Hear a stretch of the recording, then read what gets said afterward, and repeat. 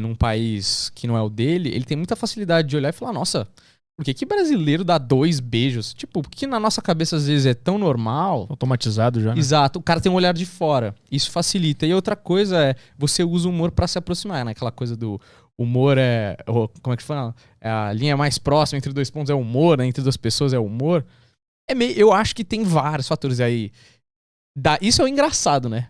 Aí o engraçado pra querer subir no palco, aí já são, pra mim, acho que são outras questões, né? Sim, normalmente o cara que sobe no palco e consegue ser engraçado não era esse cara engraçadão que tava antes na Exatamente. escola. Normalmente eu não sei se a comédia se resume a quem era o feio ou o gordo ou que sofria bullying. Será que é só isso? Eu acho que são vários fatores. Eu dei esse de exemplo, mas porque é o mais clássico, assim, né, de se dizer, assim.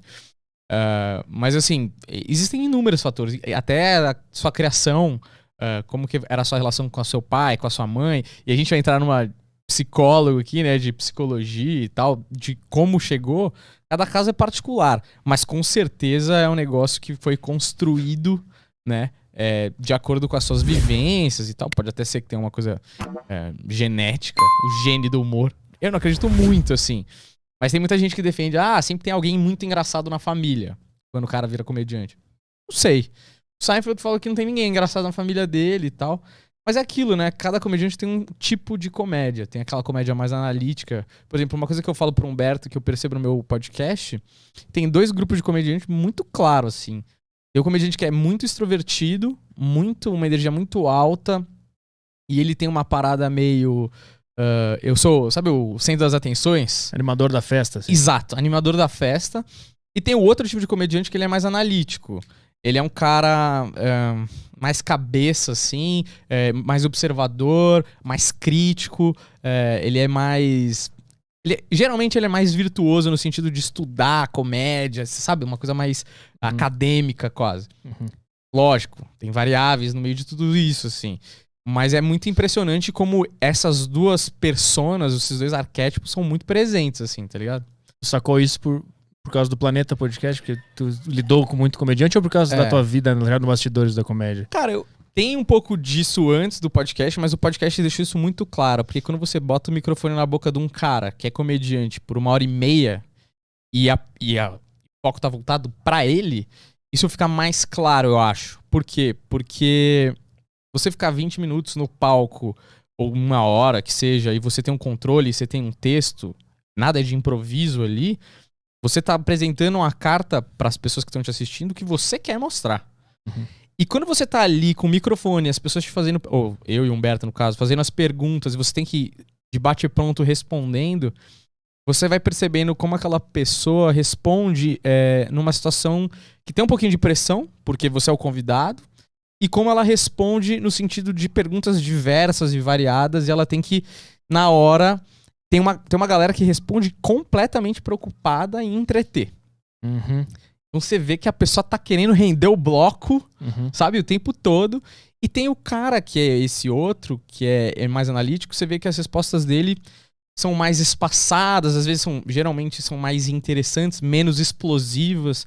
E aí eu sempre falo que não é uma regra, mas tem convidado que vai mais pra história, conta histórias engraçadas, o que aconteceu, como era, como foi. E tem o convidado que ele vai pra um lado mais filosófico, assim. Ele aprofunda mais nos temas. Ele quer falar uma coisa mais, sei lá, platônica, e o que ele acha da vida, sabe? Então eu acho que tem uma divisão assim muito clara, assim. Óbvio que tem... não é preto e branco, né? Tem as nuances no meio, tem uma zona cinza. Mas é muito interessante, assim. Eu acho que nessas entrevistas que eu pude fazer com a galera da comédia, você percebe muito isso, assim. E é gosto, né? Você gosta de Rolling Stones, você gosta de Araqueto. Sim. No final tem o bom, o importante é que tenha pra todo mundo, né?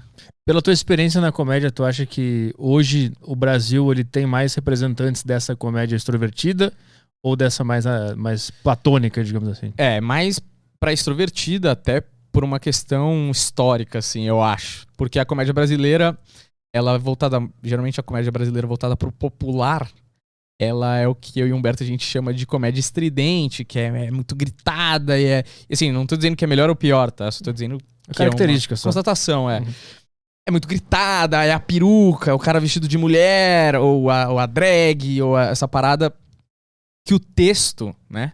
Geralmente o cara que é mais filosófico, ele tá mais no texto e o cara que tá mais na performance tá mais na persona, como que ele vai se apresentar. E então, por exemplo, uma coisa que eu acho, o Thiago Ventura, ele é um cara muito performático. Ele trabalha muito no acting. Eu acho, na minha opinião, isso tem um grande apelo popular.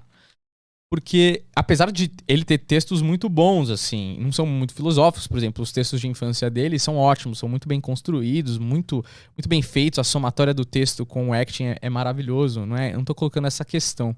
Mas eu tô colocando que, como ele é quase um personagem, ele vira uma ponte entre esses personagens que resgatam na nossa história, tipo, A Praça é Nossa, ou outros personagens, e o stand-up.